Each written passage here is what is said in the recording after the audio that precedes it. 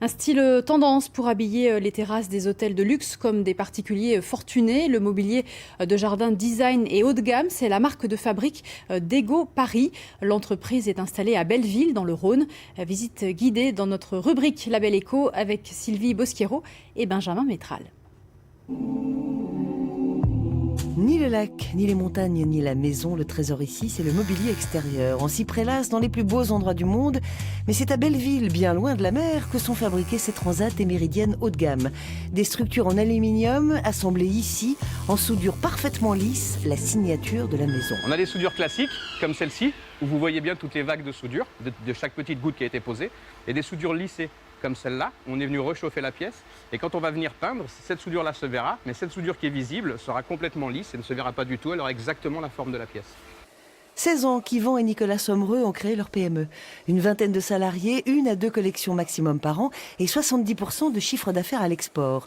D'emblée, ils ont choisi le très haut de gamme, essentiellement pour l'hôtellerie étoilée et les professionnels de la déco. C'est ce qu'on appelle nous les prescripteurs, c'est-à-dire que ça peut être soit des architectes, soit des décorateurs, soit des paysagistes, des gens qui vont aller prescrire au client final notre mobilier. Des palaces de Dubaï et Miami aux hôtels de charme en Europe, si l'entreprise grignote chaque année de nouvelles parts de marché, elle le doit à son niveau d'exigence. Textile ultra technique, personnalisation complète pour chaque client et design épuré. Au-delà du design, c'est aussi le savoir-faire et le service qu'on pousse aussi avec nos produits. Chaque produit est conçu en interne en collaboration avec différents designers.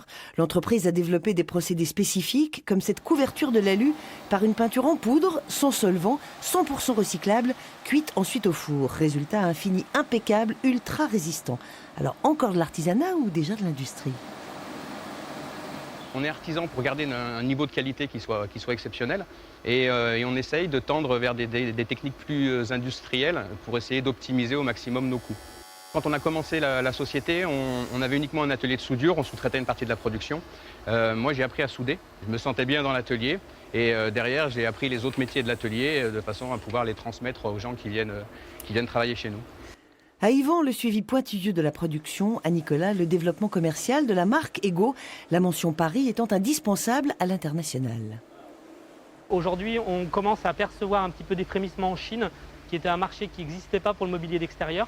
De plus en plus, les Chinois commencent à venir sur l'extérieur. Voilà, c'est un très gros marché qui potentiellement peut s'ouvrir pour nous et donc on est en surveillance sur ce marché-là. Également l'Inde, c'est aussi un marché qui est en train de bouger. Le prix du sur-mesure, modulable à l'infini, flirte forcément avec une surface financière élevée. Comptez plusieurs milliers d'euros pour ce canapé, mais beaucoup plus encore pour le décor qu'il mettra en valeur.